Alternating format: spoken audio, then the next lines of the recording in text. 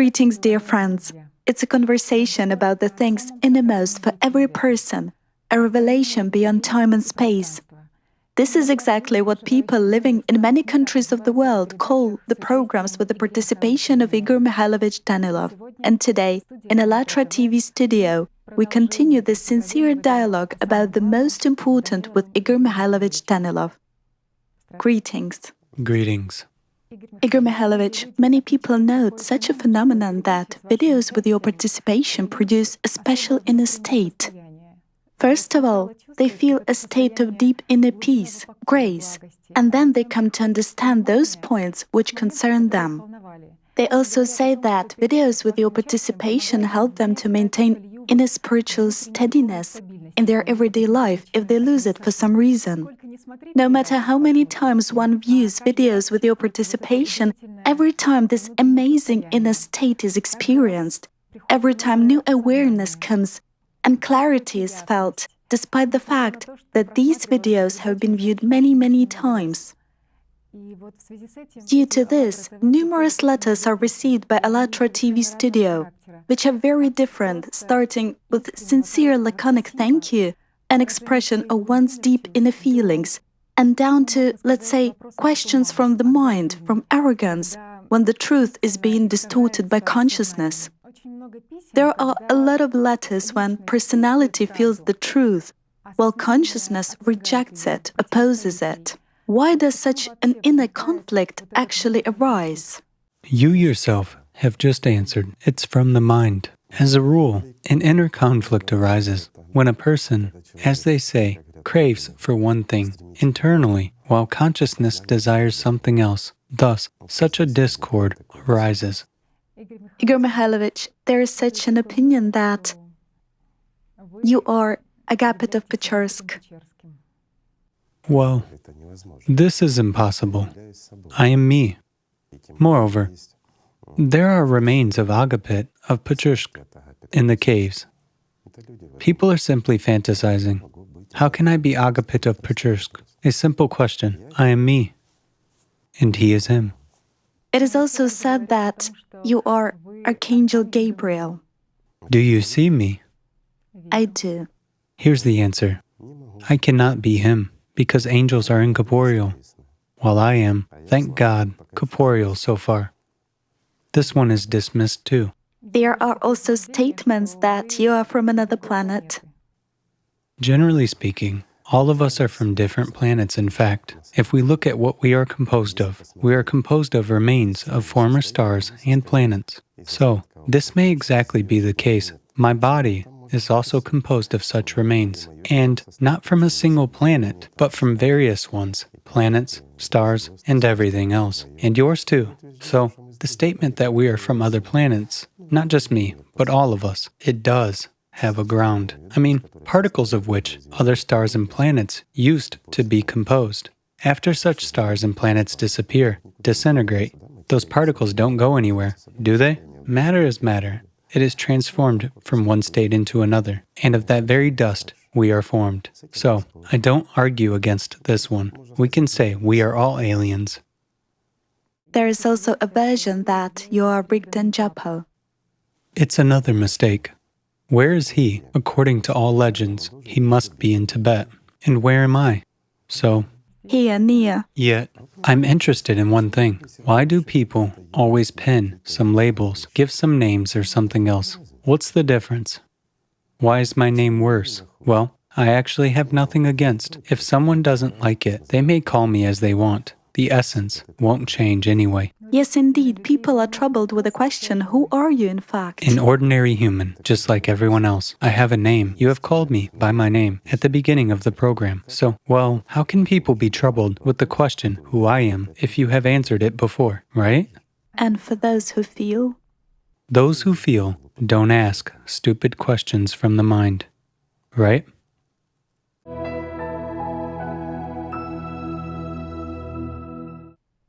Igor Mikhailovich, why do most people actually seek disunity instead of creation? Well, I would say the issue of creation and disunity is more rhetorical. As a matter of fact, in our international movement, we also call everyone to unity. Generally speaking, is unity between all people on the planet possible in such a state as people are now? No, it's impossible. Why? Consciousness always divides. And there is a deep meaning in this, in principle. Let's consider, why does consciousness always disunite people? We talked a lot about this. And we'll further talk. Certainly, if people are interested, if they are not interested, we will talk between ourselves, because this subject is indeed delicate, and it is topical. Disunity always takes place because of human mind, because of consciousness. It always acts based on its internal egoism. The mind itself as the system, as a part of the system, of the whole, it always disunites people. Why? This way, it's easier to manipulate. When people live in Concord, it's difficult to rule them. They don't have such egoism and all other bad qualities as there are in people from, let's say, their first half. A human being is dual. Everyone knows this, right? As they say, there's the material and the spiritual nature in a human. Which one is the first in a human? What do you think? The spiritual. And everyone says so, whereas in fact, it's the material. Because he resides here, in this dimension. Well, first, a vessel is born, and then wine is poured into it. But which one is the main? Question number 2. What is the main in a human being? The Holy Spirit. You've digressed again. I mean, the first or the second nature? I know what the main is. Certainly the second one. Certainly the second, although the first is the material one. So, in actual fact, a human being comes into such conditions and has a material part in him that is stronger, right? Because it is sort of a vessel. This is the world of matter. Naturally, matter runs the show here. Naturally, the human first part, which is material, into which human consciousness belongs. It predominates. And it prevails since birth. Firstly, it is older than the second, spiritual part, or component of a human, by 8 days, at least.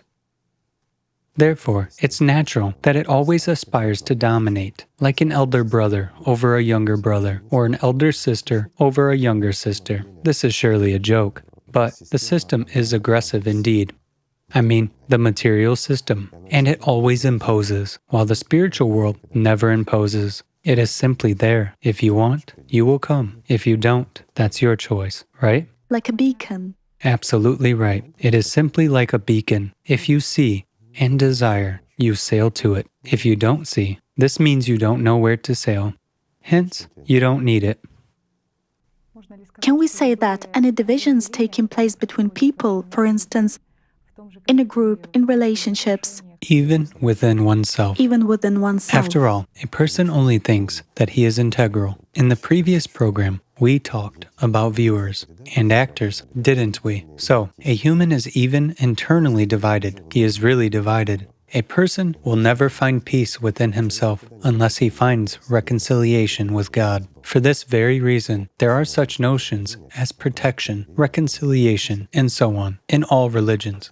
People sometimes simply don't think that reconciliation with God. But again, the idea of reconciliation with God does not imply that God has quarreled with a human. No, who is human and who is God? It would be the same as quarreling with your own dream that you caught a glimpse of God knows when. You see, no matter what megalomania tells some people about their importance and other things like that. Yet again, what is megalomania? It's a part of consciousness, a part of manipulation game with personality. The game of these actors with the viewer. Do you understand? Merely a game.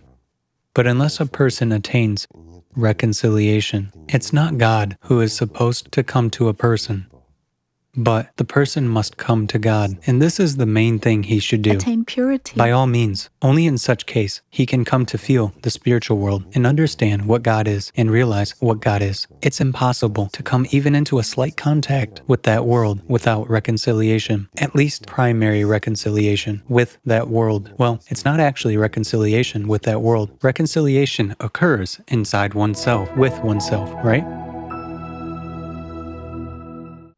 You have just mentioned reconciliation. This is totally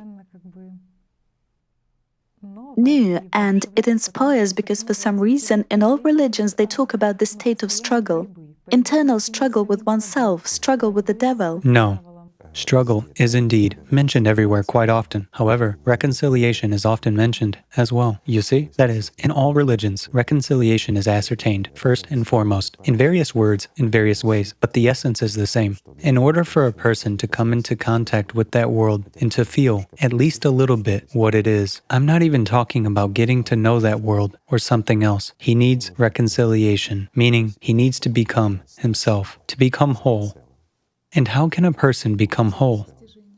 Many people say one needs to unite with one's consciousness, one's mind. There are ideas like this too. At that, a person becomes whole when he becomes a part of that world after an initial reconciliation, after an initial experience. This means to become whole. In Alatra, fusion of personality with the soul is described. What does it mean? It doesn't actually mean that we take tea, pour it into a cup, and they fuse. Well, there is such an image. This is matter. Anyway, if we talk about this, we will be guided by what? By matter. While we are now talking about that which is far from being material. And in our understanding, non-material means empty. Well, we have touched upon another interesting topic, empty. Many people say, and even physicists, argue and write about this. Pardon me, astrophysicists, not ordinary physicists, that there is vacuum, emptiness in the universe. Yet, there is no emptiness.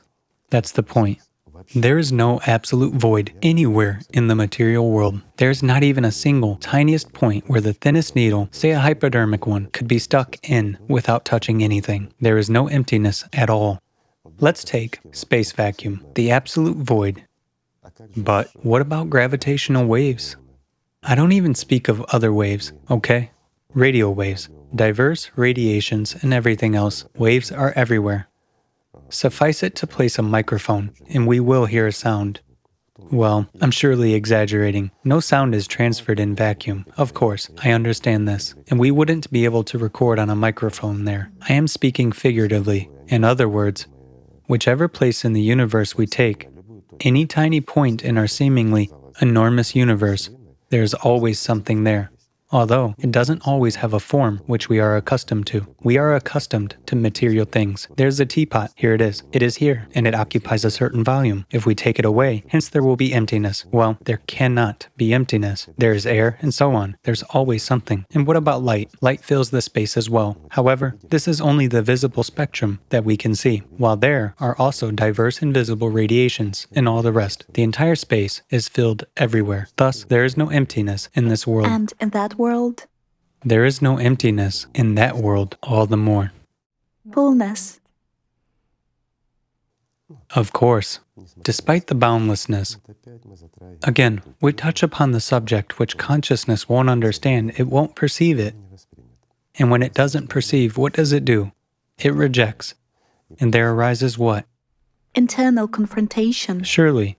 That's why many people don't understand us, you see? So again, we come back to what? To reconciliation. Yet, why don't they understand us? Because they lack inner reconciliation, first and foremost, with their part, with the spiritual world, so to say. How can a person get reconciled within oneself? The thing is that not everyone needs this, although it is sorrowful. Hardly everyone wants this. Personality, I mean, the viewer, whom we mentioned in our previous conversation, always seeks. A human being has personality, always seeks the spiritual world, and consciousness always replaces this aspiration with material things. Hence, there is a fight for human attention. Many will fail to understand again and say, well, attention, what does this have to do with attention? Well, attention is the energy of life. Attention is actually life. This is exactly that part, as you have mentioned, the Holy Spirit, and it's a part of the power inherent in personality as, let's say, a certain reflection of the spiritual world, which may become a part of that world. Right? Attention is exactly the power that creates life.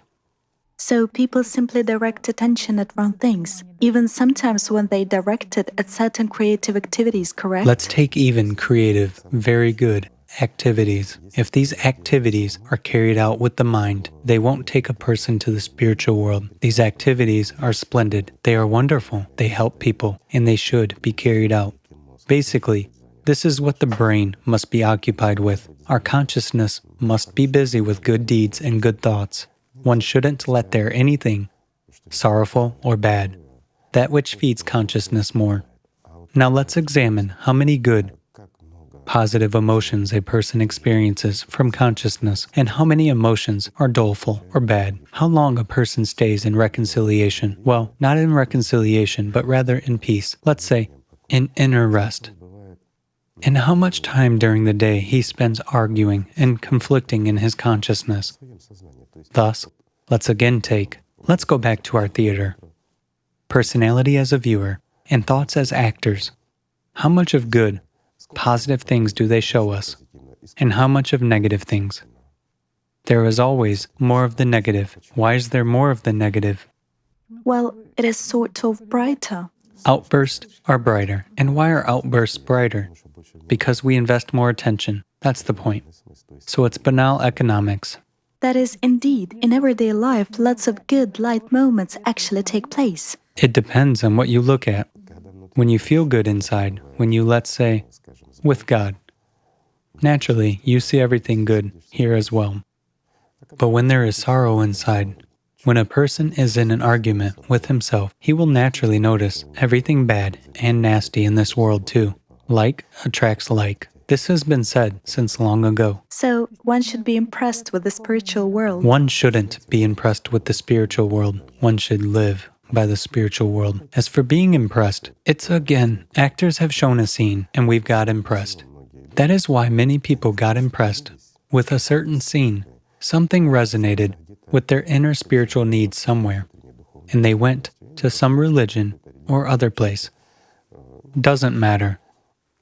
They went there once, twice, 3 times, 5 times. They looked, prayed there, or meditated. It doesn't matter what exactly they did. They performed certain actions or rituals, and after a while, they got bored with it. Consciousness won, and they left. While inside, they feel grief. This is exactly the impression, as you say. As a matter of fact, when a person feels a need, precisely a spiritual need, when his viewer, or rather, he as a viewer, gets tired of his actors, he simply stands up and goes. Everything is simple. And again, many people say that it's difficult to get to know that world. It's difficult to, well, actually, our consciousness is unable to get to know that world. We have already talked about this a lot. When a person tries to understand or learn something with consciousness, where does he arrive at? At magic.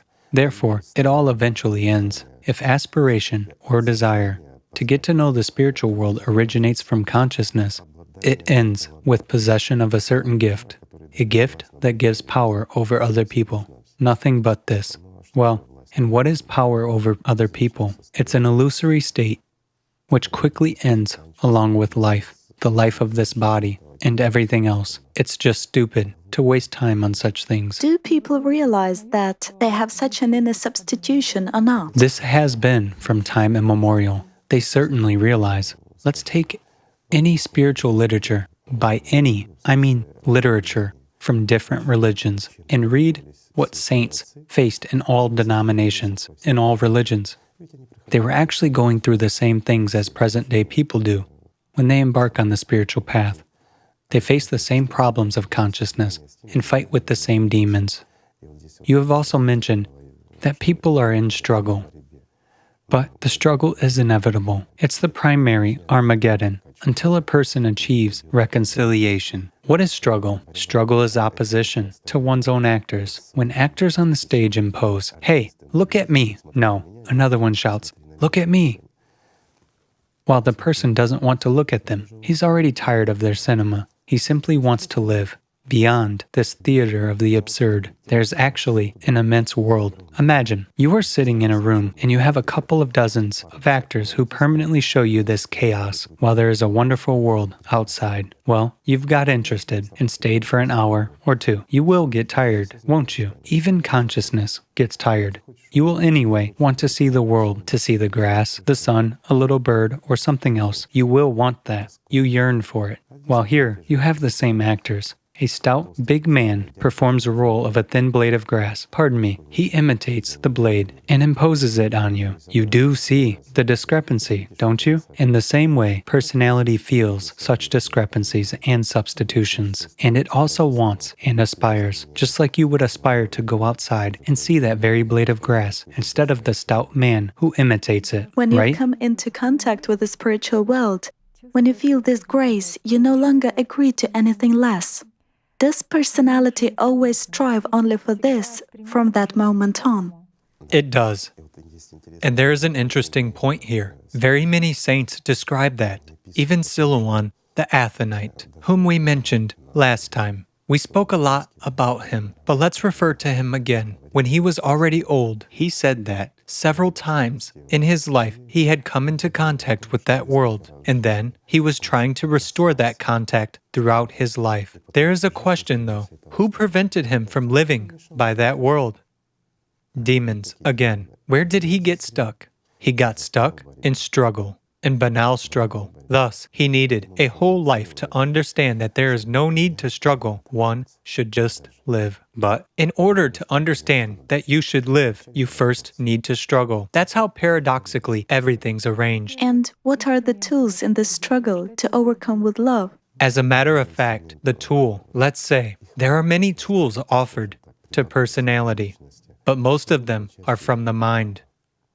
Well, if your consciousness has given you a tool against itself, believe me, this tool will work against you. This is similar to a situation when your actors would tell you as a viewer how to get rid of them. They would say, pay more, fasten yourself to your seat tighter, and you'll get rid of us. Well, you certainly won't get rid of them, right? So the tools are totally beyond the plane of consciousness, aren't they? Surely, they are. The first thing people do, the reason why the struggle begins, is that they explore themselves. Everyone follows this path. It just cannot be otherwise. Until you understand that your consciousness plays evil tricks on you, in fact, and that many things which it shows to you, and which you used to consider real, are not actually real. Well, it's merely a fight for your attention. Until you realize this, you won't understand more, right? Thus, you have to struggle, whether you want this or not. You have to observe yourself, to comprehend, to study, meaning to explore yourself. If we again take a description of the path of any saints, I'll repeat myself again. All of them undergo this. First, they become aware of their demons, or let's call them thoughts, consciousness, or evil spirits. Well, people called them differently. Certainly, there is a gradation. There are demons and evil spirits. For convenience, let's divide them so that it is clear for our viewers, since for them, we are also a part of the three-dimensional world. Well, like material people who are sitting and talking about this. So, here we have the same, right? Personality is like a viewer, and consciousness is like actors on the stage. There are fatter actors. There are stouter ones. Well, there are also directors and producers of this whole thing. Hence, we can divide them into evil spirits, demons, and those who are superior among them by their ranks. So, in this material world, there is a hierarchy. Everyone wants to eat. That's exactly the problem. You have just mentioned hierarchy. And just note how important hierarchy is in the material world, and how consciousness seeks to build a hierarchy in the spiritual world as well, while there is no hierarchy there. That's the paradox. Consciousness doesn't understand how something can emerge without a hierarchy. Well, it can. At that, how can people unite in this world if we have everything based on hierarchy? We don't have it based on equality, because somebody tries to dominate someone else. We have discussed many times that these are the laws of matter, and we cannot avoid them. Why is it so difficult for humanity to achieve unity? It is very hard, even in a small collective, in small groups. This is exactly due to the fact that some people try to command others, while others have to obey. The world of hierarchy. Whereas in the spiritual world, there's a concept of, let's say, responsibility, speaking in our language. One either assumes or doesn't assume responsibility. Well, it's like in the process of service. They say service to the spiritual world. Going back to religions, let's say There are many ideas of this kind. This doesn't mean that a person dedicates his entire life to service to God by changing his clothes, changing his name, and performing prayers every day, thinking he serves God. But again, who utters this prayer inside the person? Who has put these clothes on? And who has changed the name? In actual fact, the theater name has been changed. The theater has been repainted in a different color. Curtains have been changed inside, and actors have started telling him prayers. They are simply uttering them from the stage while he remains a little child and keeps sitting in his chair just like before, sitting and watching with his dreams and desires. He wants toys, he wants ice cream, he wants, and wants, while the actors are telling him stories. Does this have anything to do with God? Although a lot of viewers ask questions about the service, and so... You have confused me. Which viewers do you mean? Not on the stage. Just kidding. In their letters, our viewers who watch us ask numerous questions about the service. And here is what the question is about. The question is whether a person should himself aspire, for instance, to become a Gilear, or should he rely on God's will in all this? No. What does God's will mean? To shift responsibility to someone else. It has always existed, in principle, from time immemorial. People always rely on somebody's will. It will happen as it will happen. Or many people, in any situations, say, "Tell me, what should I do? Why do people behave so?" Simply, what should I do now? Well, these are actually your questions and your problems. Why do you ask what you should do? In order to shift responsibility to somebody else and to do nothing yourself. It's the same thing as, again, our viewer is sitting in the theater of life, in quotes, residing here, and his actors ask each other, "What should I do?" instead of him. You see? And so he chooses where to invest the power of his attention in order to implement one or another material action. Well, with God, it will not work this way. By the will of God, the whole world gets manifested and disappears. The rest is done by people. It's your choice. The topic of service. Service may be different. Even a word, a simple word spoken, let's say among people, in defense of the spiritual world, is already a service. Reviling, even a small one, is already in opposition. Sinfulness, right? Again, we touch upon what sinfulness is. Well, different people interpret it differently, but the point is that a human is sinful. Even if he has done nothing wrong, he's a sinner, sort of from the beginning. Yet, if we look at it in a simple way, what is sinfulness? Sinfulness is precisely indulgence to those actors on the stage and financing them at the expense of your own attention when they are living your life. You see? That's exactly sinfulness. Well, what do you need? Reconciliation. You see? And not with them. They won't go anywhere. They will serve you while you are here until your last day. This doesn't relate to the material world. This relates to the individual spiritual path of a person, so that my words are not misinterpreted. The less you finance them, the better they serve you. But again, this doesn't apply to actors who really perform in this world on big stages. The more you finance them, the better they perform.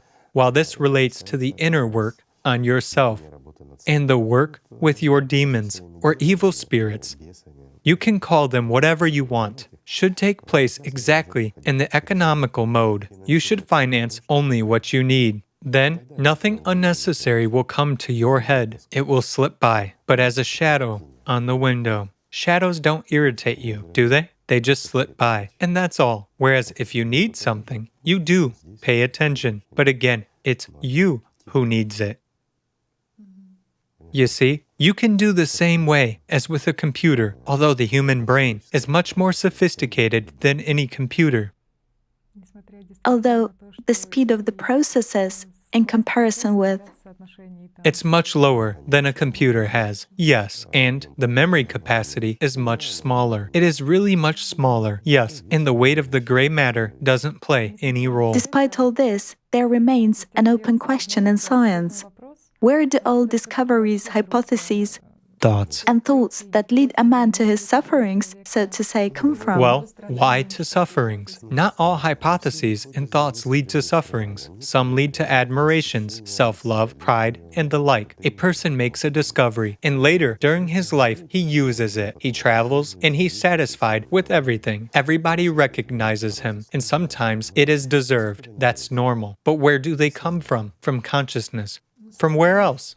However, there is no consciousness in a human body. Regarding this point, it's already a well-known fact that consciousness is not in a human body. And that very Archbishop Luca, the surgeon Wojno Jasenecki, compared the brain to a telephone station. He said that the role of the brain is limited to a message release only, meaning it adds nothing to what it receives. It's like he answered in the court when they told him, "You perform surgeries. You are a surgeon. Have you seen God?" He said, "No. When I was doing surgeries, I didn't see God, but I also operated on the human brain and saw neither human conscience nor the mind there." So, all this is beyond the boundaries. It's just that people are probably unaware of the fact that They have never thought about this. Why? Consciousness actually doesn't like to think about this. People start thinking about it, even when they begin to perform practices, right? We know a lot of such people.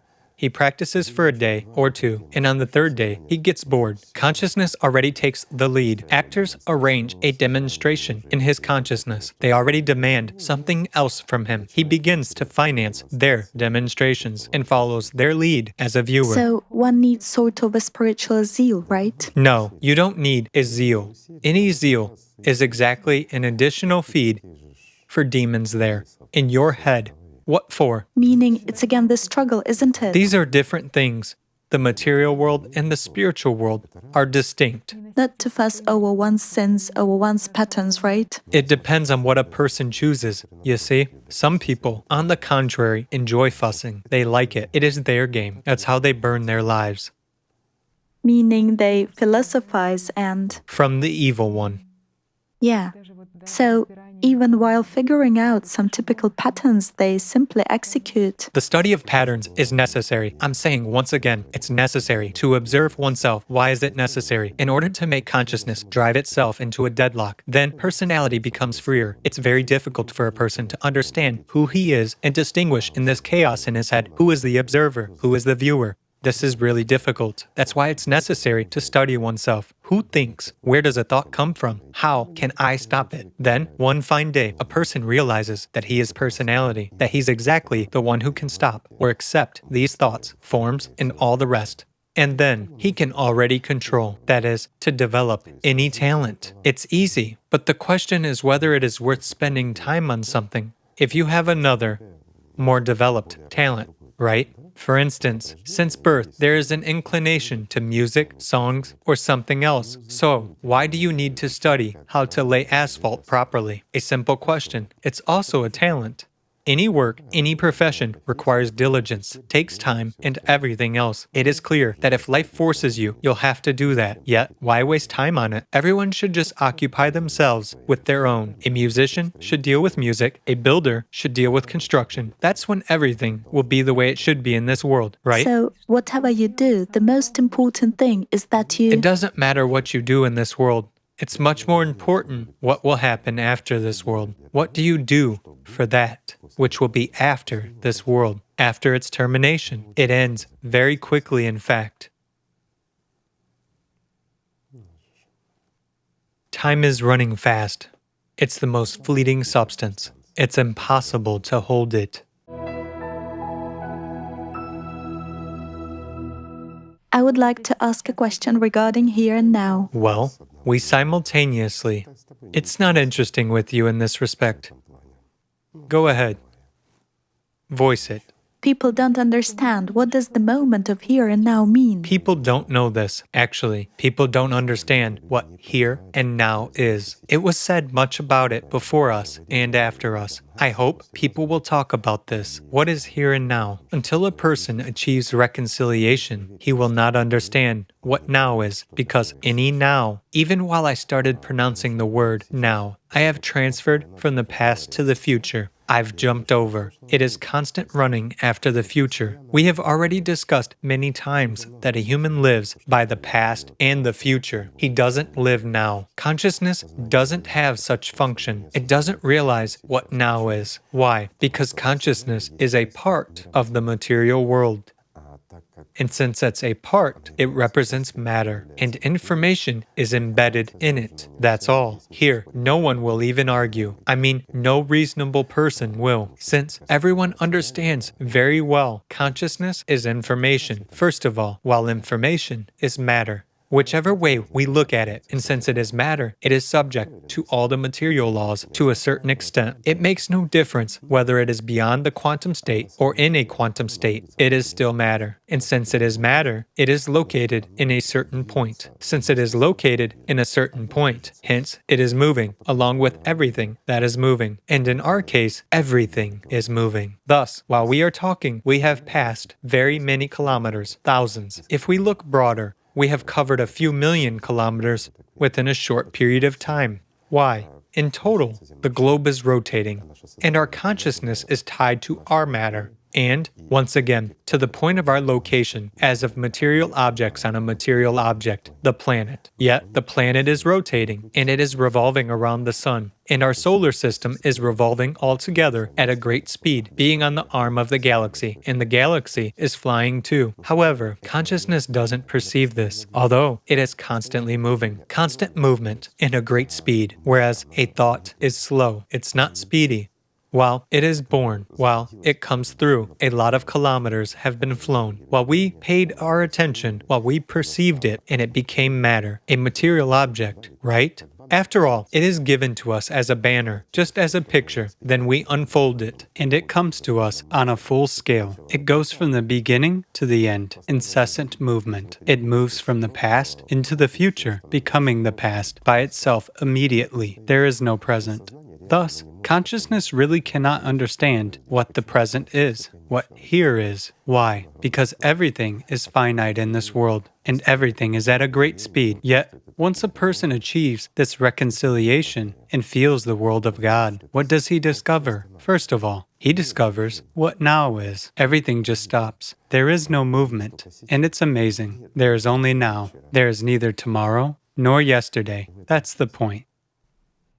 So consciousness simply offers some false replacements to people, I don't know, some kind of contemplations. It just works. It wants to eat. Igor Mikhailovich, it turns out that people don't live by the spiritual world during the day, but listen to those actors on the stage who permanently palm off scenarios of some spiritual experiments on them, meaning they suggest that people move from one religion to another. I understand what you are saying. You mean that it's exactly the need of people. That's why many people travel, explore various religions, study various practices, and so on. Eventually, they get sad for the fact that for so many years they have been traveling, studying with different lamas, Buddhas, and the like. But then, as it turns out, it's as if they haven't been anywhere.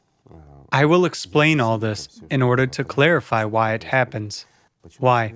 A person spends a lot of time sort of engaging in spirituality, in quotes, but he doesn't become a spiritual person. Let's look at this.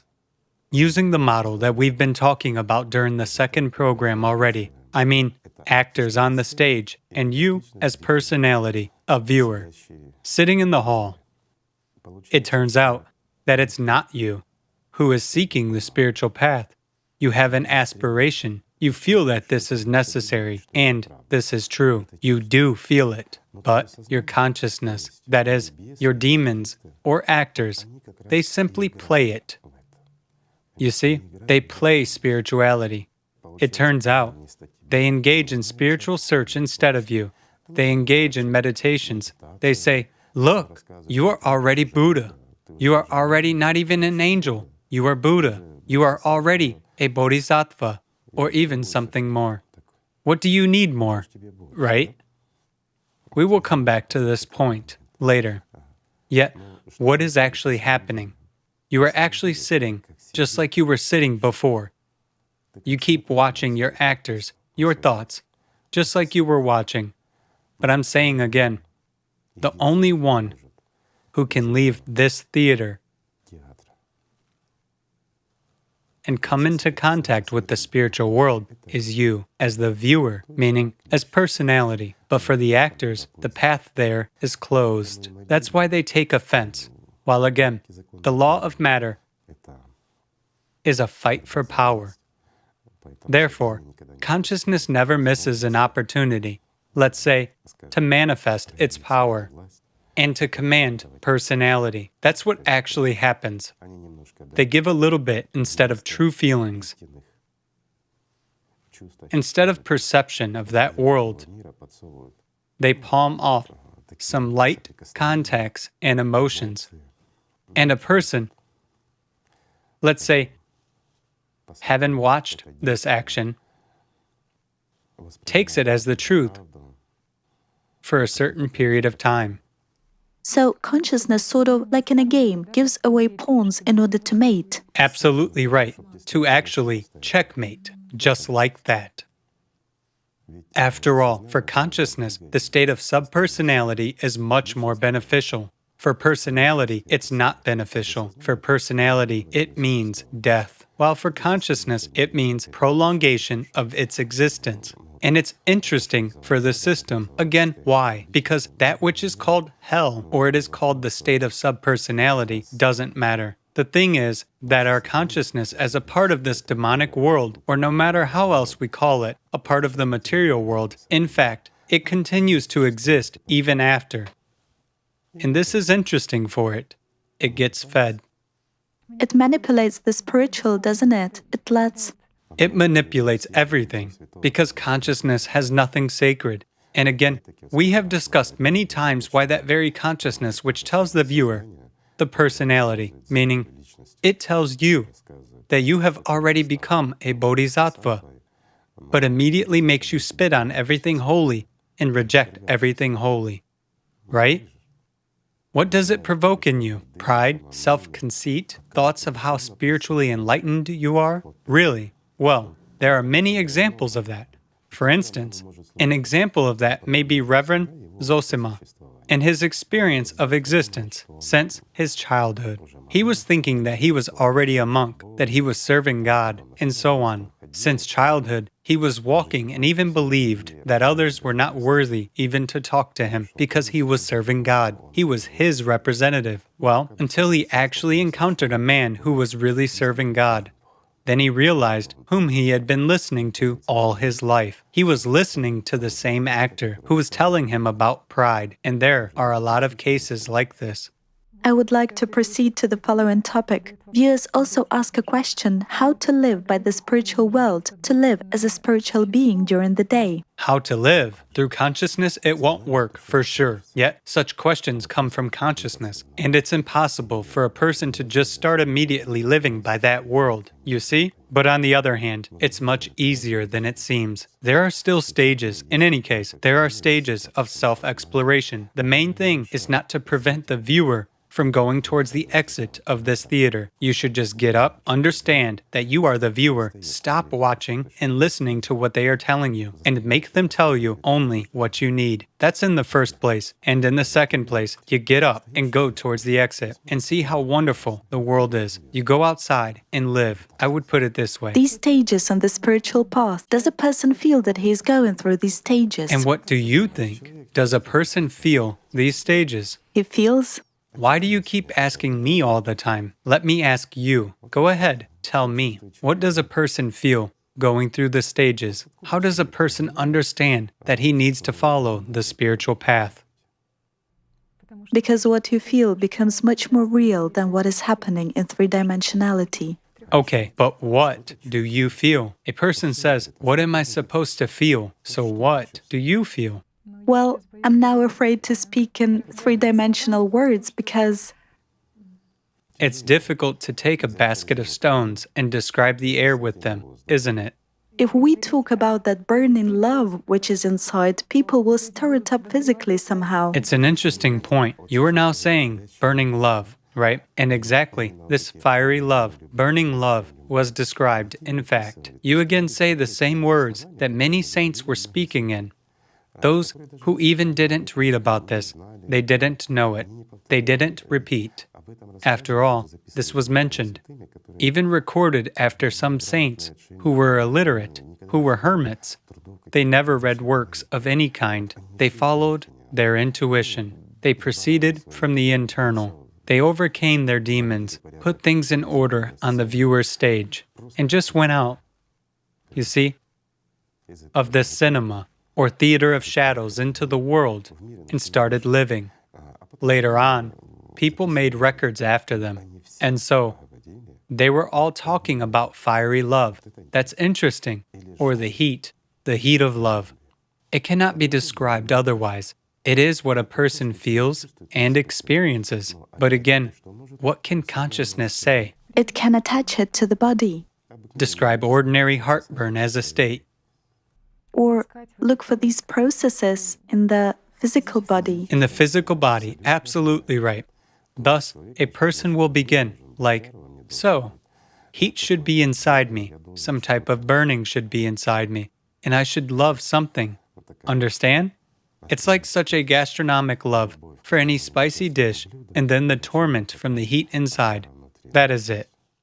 There is also an interesting sense of simplicity, but simplicity in the meaning of integrity. And we again touch upon a very interesting point. It's very simple. It is so simple that some people have to spend their whole life to understand it and feel it. But in fact, it is very simple, and the most important thing is that it is holistic. A person coming into contact with the spiritual world, even slightly, having acquired an initial experience like many people, like that very Silouan was describing, and many, many other saints, whoever we would take, they all describe the integrity of that world, its indivisibility. And why does personality long for it so much? Why does personality feel it? It's an enormous power.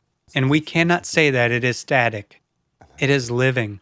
Does a person lose his individuality there? No. But at the same time, he is united with everyone. It's like a drop of water in the ocean. Do you understand? In its entirety, it is the ocean, but a drop is separate. Well, okay, let's not take a drop, but a molecule of water. But at the same time, it is quivering along with the entire ocean. We've just touched upon the subject of spiritual individuality. Yes, it worries many people. And who worries about it? Consciousness worries. After all, consciousness, which constantly divides, is the one that says, you will go there and get mangled. Don't go to religion. They will turn you into a zombie. No one will ever turn a human into anything unless he wants it. Nowhere. Meanwhile, there are numerous roads to God. There are no bad religions. There are bad people in these organizations, just like everywhere. And again, why are people bad? Because they live by the mind. While the mind divides. The mind makes them greedy. It makes them selfish. It kills everything sacred in them and enslaves them. And they start exploiting religion just for themselves. Yet, is religion to blame here? After all, in any religion, there are many good people as well, right?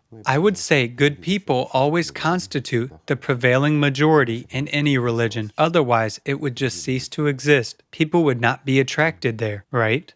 So, you can reach the goal everywhere. The main thing is to know whether you want it or not. The same applies to the matter of service. We have touched upon the topic of service. What does it mean? Does everyone need it? Service may be different, you see. For instance, a person is spreading the word of God. He's already serving. It's really the service. A person is doing good, unselfishly, some good to another person. He already serves the spiritual world. After all, he resists evil. He resists aggression. But there are other kinds of service. They are greater, but not everyone needs those kinds of service. This is really true. It's an internal need. Here, a person already chooses whether to serve or not to serve. When he is ready to renounce everything, to undertake such a burden of the real service, like you have mentioned, Geliars or something else. What is a Geliar, in fact? If we look into this, we once had programs where we were talking about the states of confrontation. First of all, is establishment of the order, so to say, in oneself and in others. I would compare it to a kind of supervisory body that puts things in order among the actors. You see, I don't know whether there are such authorities or not, but they should be, right? Somewhere in the Ministry of Culture or the like, who exactly supervise distribution of funds so that some actors are not paid more than they deserve. I mean, the actors who play evil spirits and demons, well, something like that. However, not everyone needs it, far from everyone. Yet, everyone needs to go ahead and get out of this theater of shadows.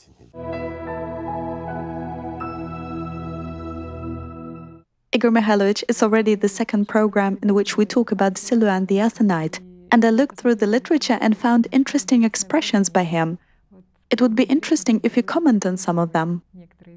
It's inappropriate to comment, but let's try it. Okay, I think I will be forgiven. It happened so that the grace of the Holy Spirit left me, and I felt like an animal in the human body. I didn't forget God with the mind, but the soul became empty like that of an animal. I began to repent, and grace came back. Many people experience such states as he describes when they only begin to really work on themselves, not to sit as a viewer in a chair, but get up and go. During a certain period, when they are moving towards the exit, they get distracted by actors on the stage, turn around, start paying attention, and forget where they should go. They sit down on another seat and keep sitting, listening to them. Then they recall, but it turns out it is empty inside.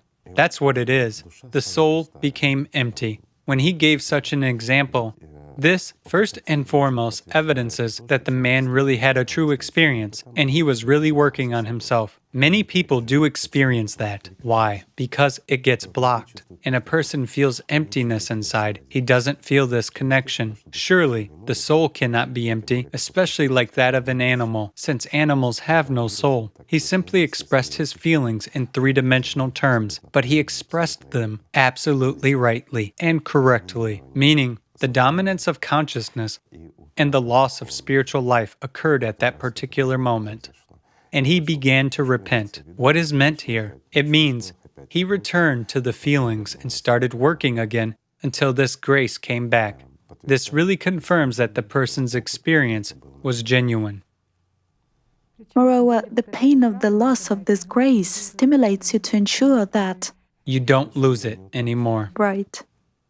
It feels bad without it, but it can be understood only by the one who had it once, at least once, who came into contact with it at least a little bit. But until a person comes into contact with the spiritual world, he will never understand this value. For him, it is something transcendental, something strange, something that exists somewhere. You know, it's like a fuss behind a closed door. It seems to exist, however, it does not. People say, but you haven't seen it yourself, while a person can appreciate only what he knows, his own experience, personality, especially when it has been the viewer its entire life. It doesn't understand and doesn't know this. It feels this need, it feels this craving, but it doesn't know how valuable it is. Yet, once it experiences even a small sip of this boundless freedom and this burning love, as we've been saying, once it touches it at least a little bit, well, thereafter, without it, even one moment seems to be eternity. God is here.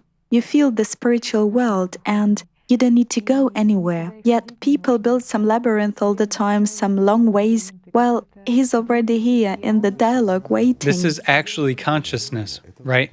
It's like we have talked before, that actors begin to show you scenes of how you engage in spirituality. And we spoke in the previous program. I brought my friends as an example. When they were climbing up the mountains to meditate in their spiritual quest and similar things, who sent them there? Those same actors did. You see, their consciousness, thoughts, they make people wander from one place to another, drive them everywhere, but don't bring to God. That's the trouble. However, a person is busy, and it turns out that personality feels an aspiration for God, but consciousness makes substitutions. Therefore, it makes people wander back and forth from one church to another, somewhere else. What's the difference? God is inside. He just is. The main point is to seek Him instead of changing plot lines on the stage.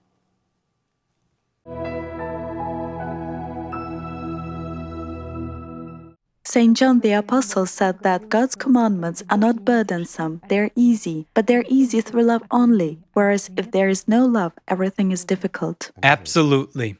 He precisely said that commandments. What are God's commandments?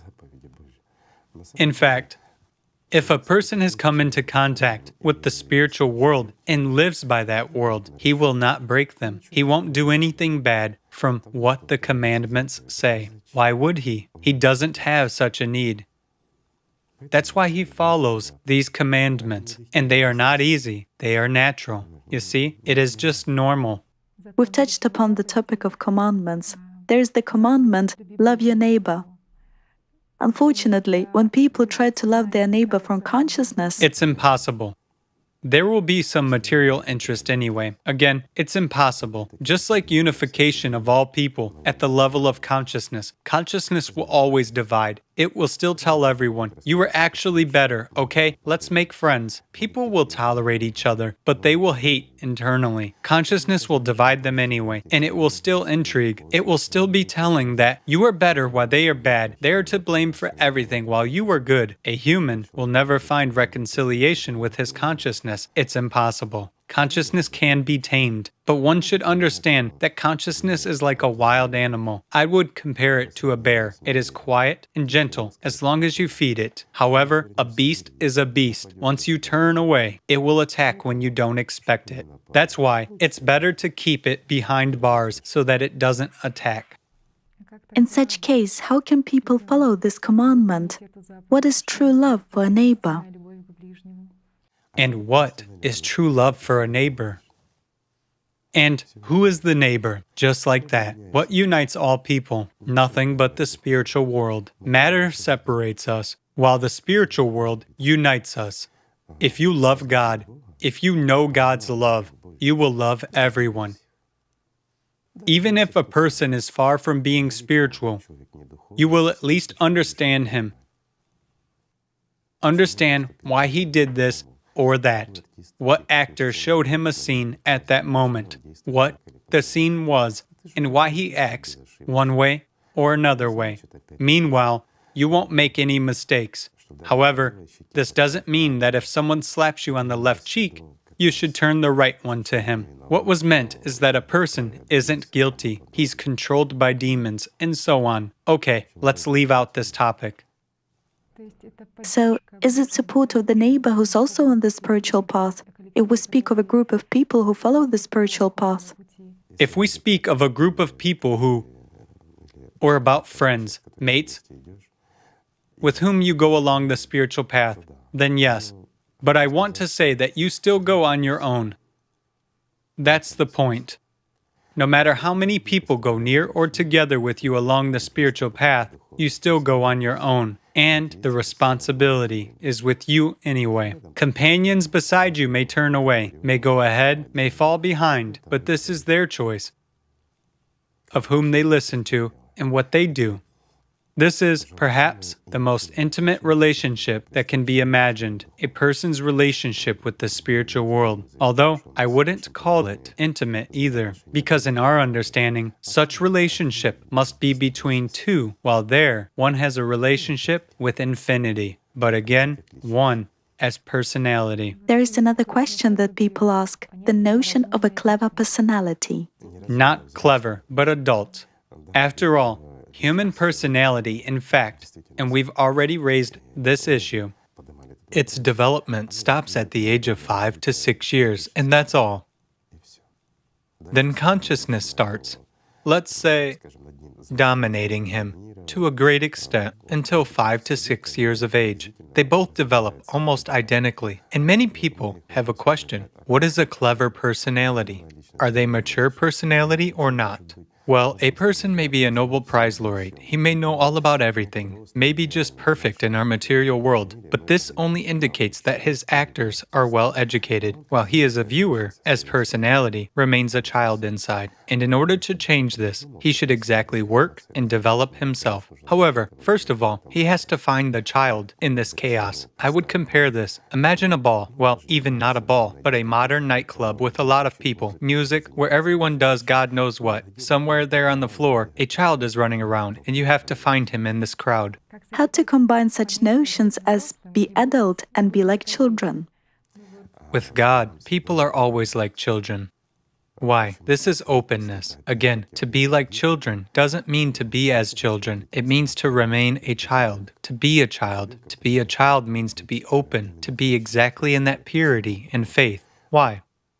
Because I emphasize not everyone, but the prevailing majority of children under 5 years old do have this true love. Children may be greedy, evil, because one part is evident and the other one is evident. They love sincerely, you see. Yet again, how do they love? One part loves matter, while the other part loves the inner. This is felt. You know it yourself. For others, I need to explain that children feel it, whereas later, when they grow a bit older, when consciousness begins to dominate, they lose this inner feeling. Yes, he's a sincere child, and everything is fine. Everything is wonderful, but that childlike purity, that surge is no longer there.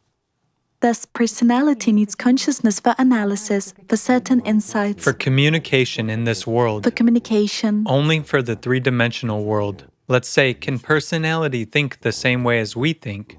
Mental category is when thoughts come. We ponder, evaluate, think. Yet, does it have such a function? It all just exists. Personality doesn't need that.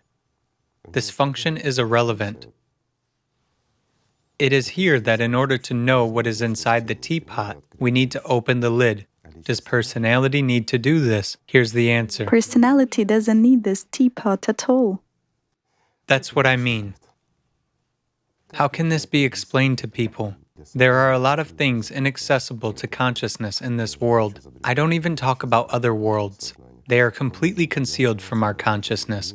We can guess, we can ponder, but our actors will always argue with each other about what they can neither see nor touch.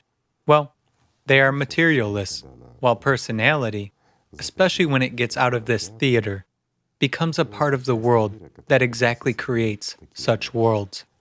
And all these programs, speaking the language of IT, which are made from our material world, who actually writes them? Here's the answer.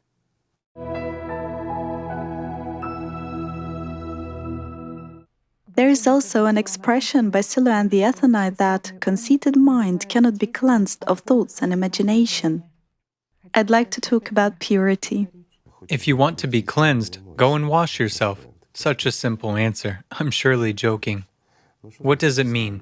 Conceited mind cannot be cleansed. Cannot be cleansed. Well, the very notion of conceit is already a notion of sinfulness, isn't it? If we use the category of sin, it's the material mind, while cleansed means cleansed of matter, purified of matter. Of course it cannot be.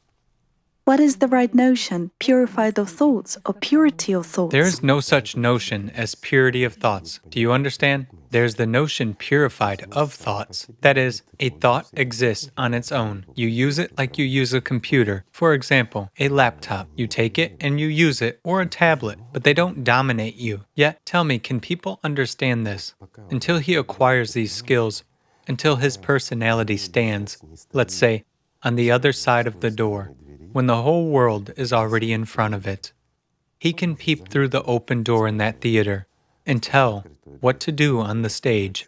For instance, there, I have something, bring it to me while I'm here. Or, do something. Whereas, if personality is sitting on a chair, taped to it by those actors, well, what do we want from it? Igor Mikhailovich, these actors on the stage are a crowd of, let's say, characters, right? These are individualities. Well, we can say so. Let's again take the example of mental categories, material, three-dimensional ones. Again, we return to this for skeptics, for those who will sit and analyze what we are talking about here in order to laugh somehow. Again, who will be watching us and be skeptical? Actors. Actors enjoy laughing at other actors. We perfectly know that. They simply feel bad when someone is more successful and the like. Thus, these actors start to invent something in order to disgrace them in some way. While discussing our program, they will raise this point too, won't they? That's why I will explain more intelligibly and calmly. Everything is matter.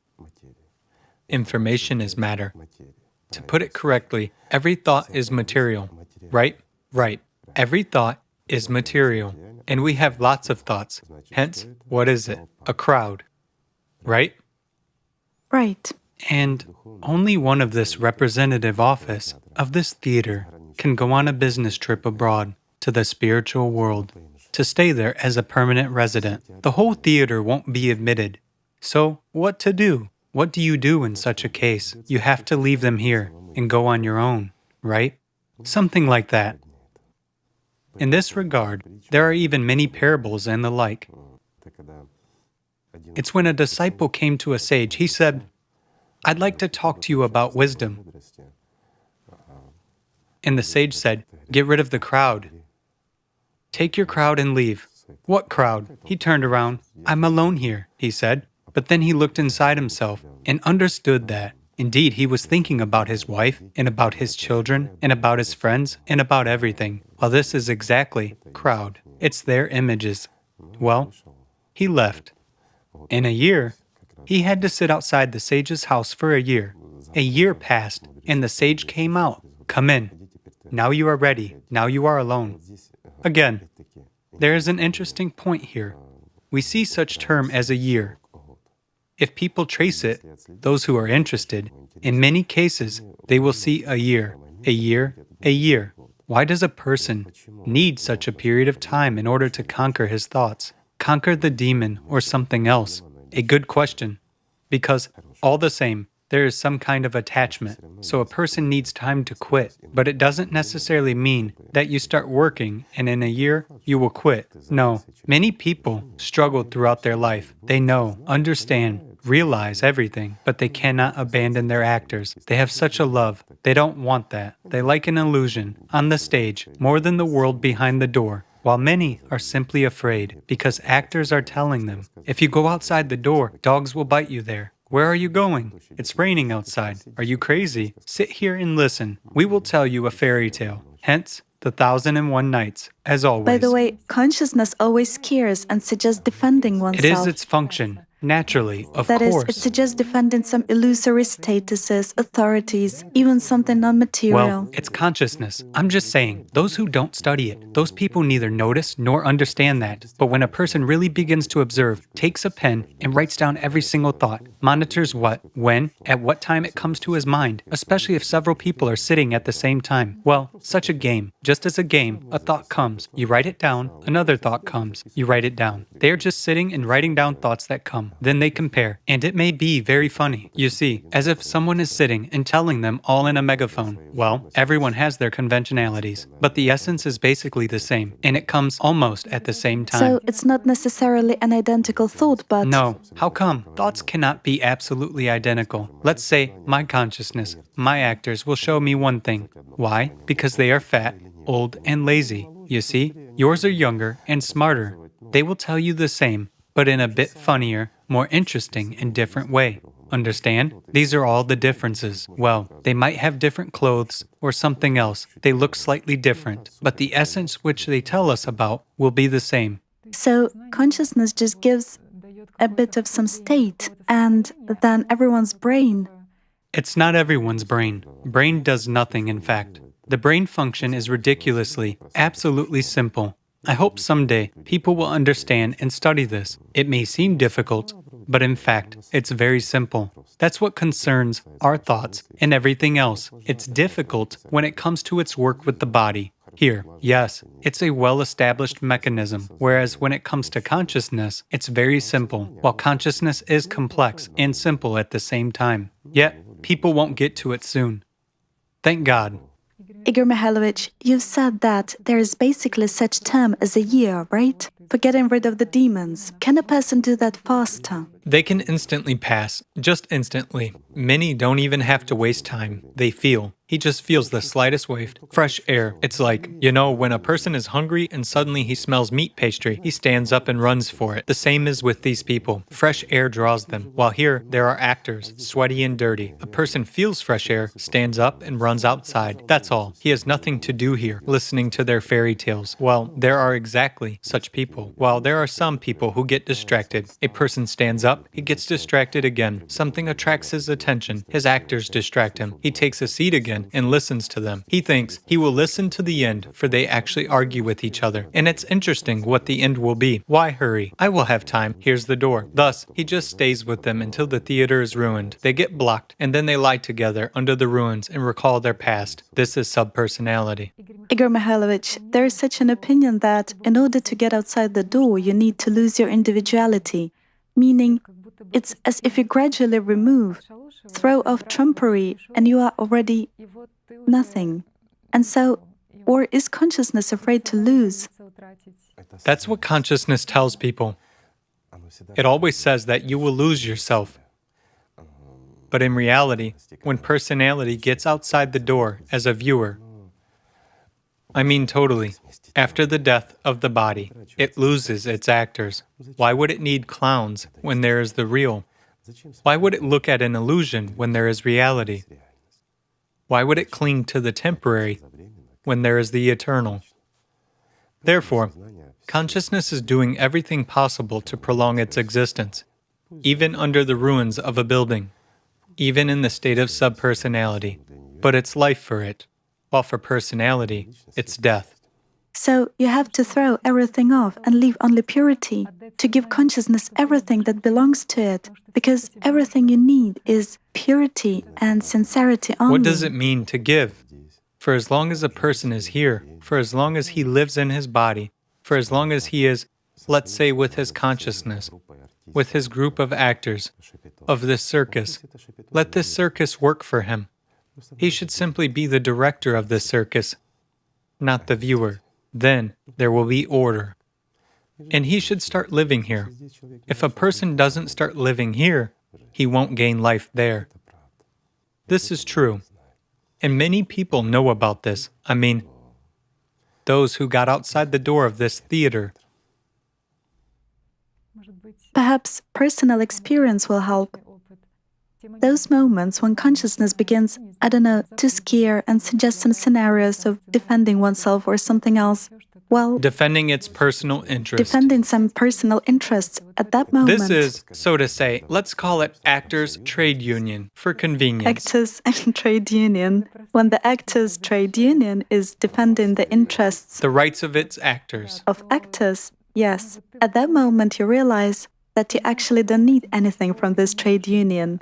Absolutely right. And you don't need anything from the actors either. That all you need. But at the same time, do you remain individual? You do. I answered this question more than once. So everything that remains with you is your sincerity, purity, and commitment to God. Everything that remains with you is eternity in the boundless world. But the most important thing that remains with you is happiness and endless burning love. True love. Well, I don't mean burning like fire, but rather how to convey this feeling with our ordinary human words.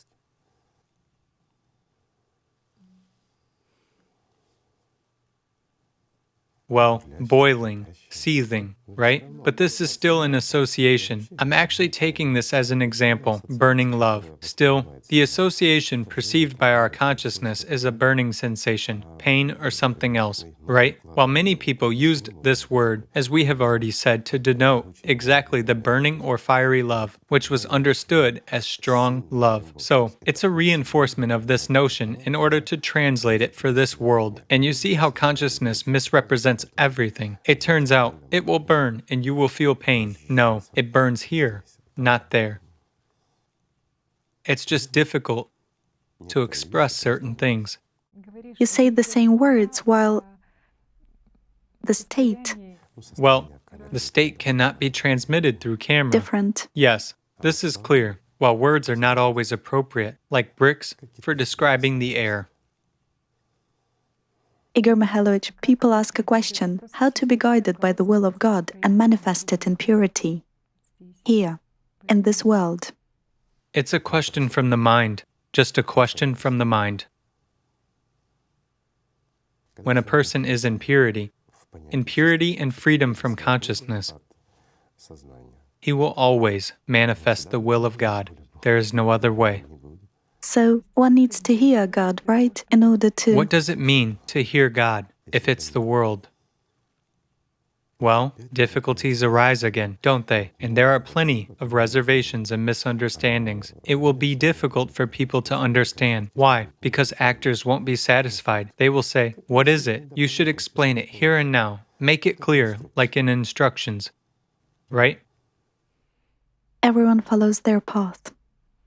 And makes their choice. Igor Mikhailovich, viewers requested to ask the following question. Does God exist? No, God doesn't exist. It is us who exist here, while God lives.